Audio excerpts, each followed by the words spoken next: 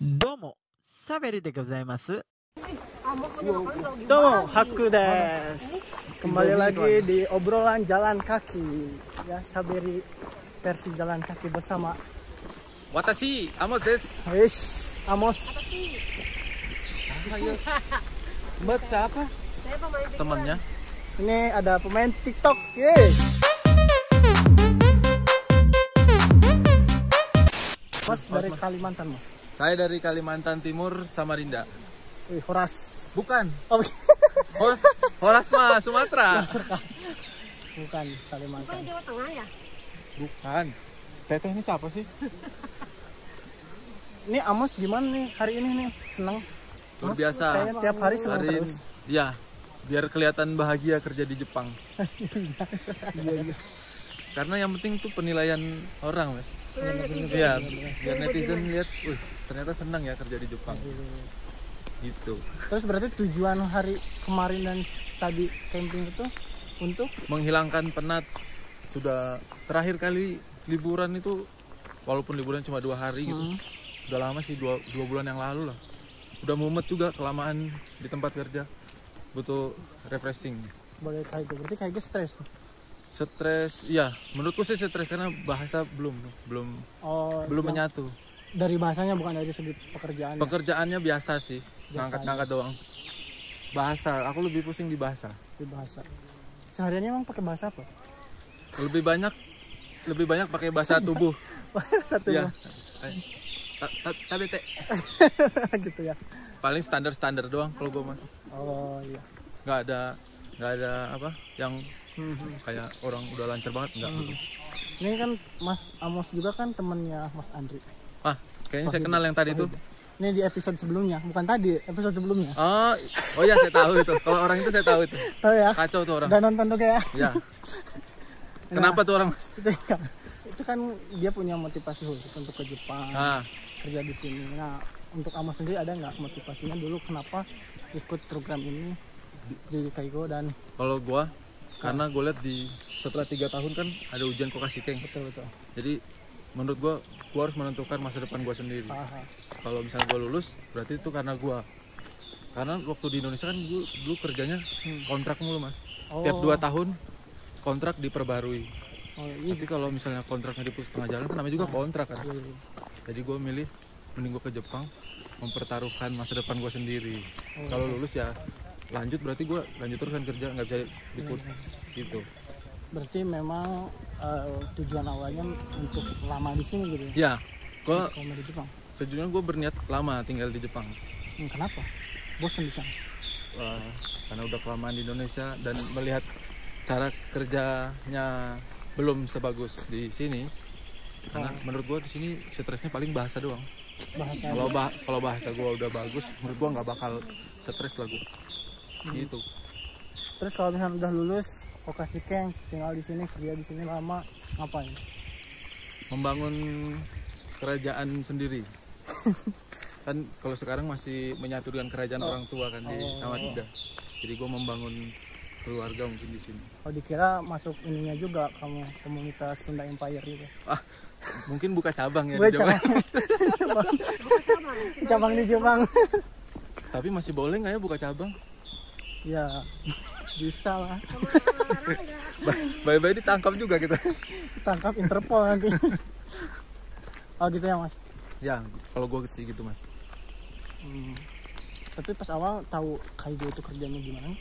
Sebenarnya kalau gue udah tahu. Udah tahu. Kan teman-teman gue waktu gue tamat itu 2011, teman-teman gue langsung kesini kan sebagian. Iya. EPA 7. Sekitaran EPA segitu 6 apa 7. Itu teman-teman seangkatan. Teman seangkatan dari kuliah. Udah tua berarti ya. Jadi kan karena gue udah maksudnya sering komunikasi sama mereka, sering nanya-nanya kerja mereka apa, jadi kayak nggak kaget gitu sih di sini. Terus teman-teman juga udah langsung ceritain kerasnya tempat kerjanya gimana, bakal gimana perlakuannya yang mereka terima waktu mereka kerja. Betul. Jadi setelah gua kesini jadi kayak biasa aja. Biasa aja. Enggak stres amat gitu lah ya. Enggak. Tapi tetap ada stres. Stres ada. Ya itu paling bahasa. Kalau aku stresnya bahasa aja. Nah, untuk melepaskan stres itu caranya Amos gimana, Mas? Sejujurnya karena aku tinggal di Tokyo, aku lebih sering shopping. Iya. Iya. Mantap. Kadang nggak beli ya, kadang nggak beli. Cuman maksudnya Iya. Cuma ya jalan-jalan doang. Jalan-jalan lihat-lihat gitu ya. Iya, kadang cuma duduk doang di Harajuku duduk.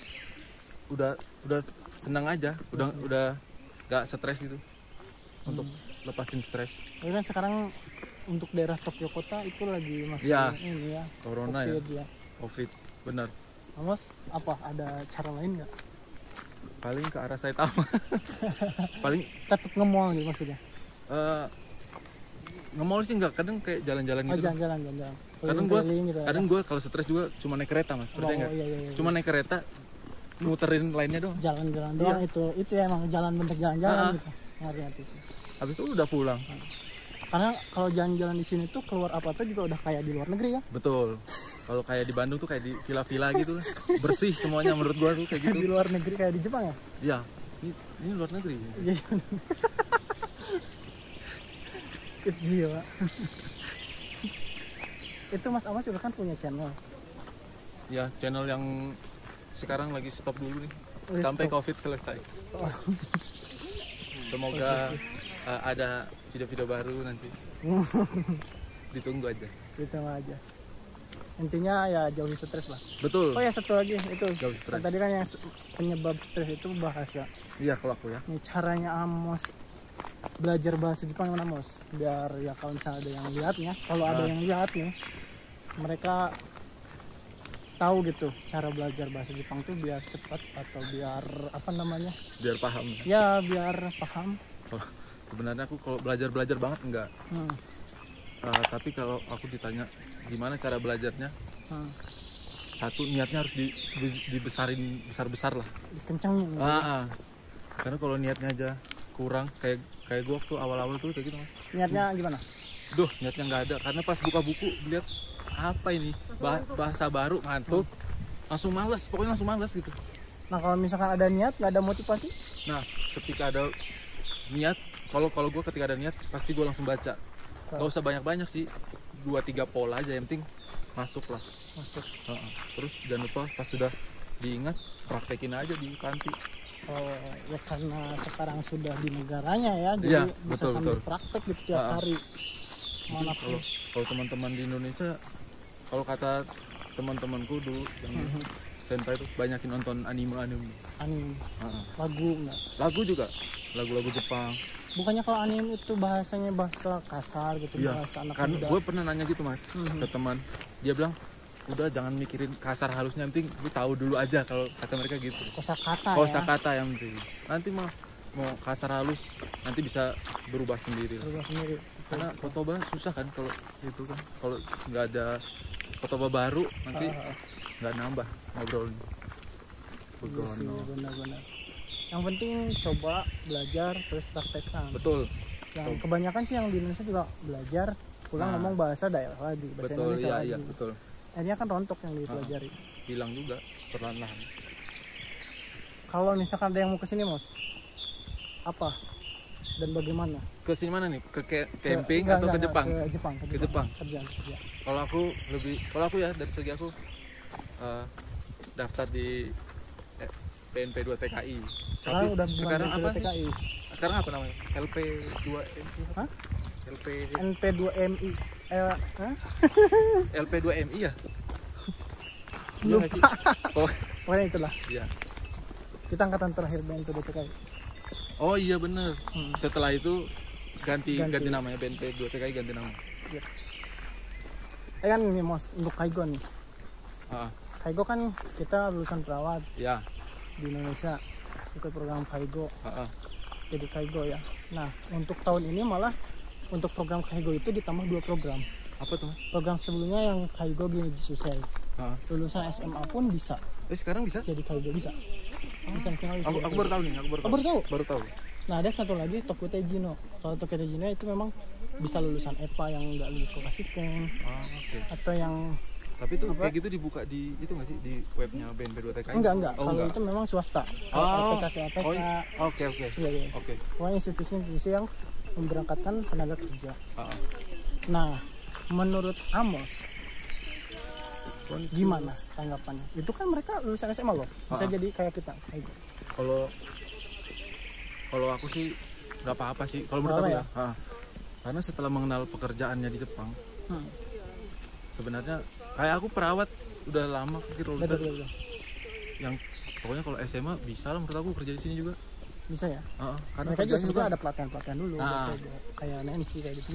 Karena nggak susah sih kerjaannya sebenarnya di panti itu. Paling bangunin orang tua, kasih makan, terus ganti popok, udah kan nggak harus yang perawat banget lah. Tapi lu sendiri gimana mas? Maksudnya wah gua perawat nih capek-capek kuliah dari mereka SMA bisa gitu juga. Ada nggak? Sempat berpikiran begitu. Tapi setelah di Jepang, pemikiran yang begitu mulai hilang. Kenapa? Karena kalau menurut gua yang penting bisa kerja, serius kerja, udah syukurin aja. Kalau pemikiran kalau di SMA gua kuliah sama ya siapa suruh kayak lu milih jalan sendiri betul. Jadi gitu kalau gua. Emang sebelum milih atau memutuskan kan harus tahu dulu apa yang mau lu jalanin. Benar. Seperti itu guys. Itu quote dong. Oke. Jago quote Amos 2020. Ya, ketika lu sudah jalani sesuatu, jalanin sampai selesai. Jangan lu berhenti di tengah jalan. Itu apalagi untuk anak-anak EPA. Oke? Kalau berhenti tengah jalan, ngalangin jalan orang. Betul. Itu nggak boleh ngalangin. Tabrakan beruntun. Terima kasih. Jangan lupa subscribe Amos Meola. The Lopez. Amos Meola. Meola. Di sini tuh banyak wawancara yang penting-penting dan nanya basi. Terima kasih. Jalan-jalan kurang meriah. Bye.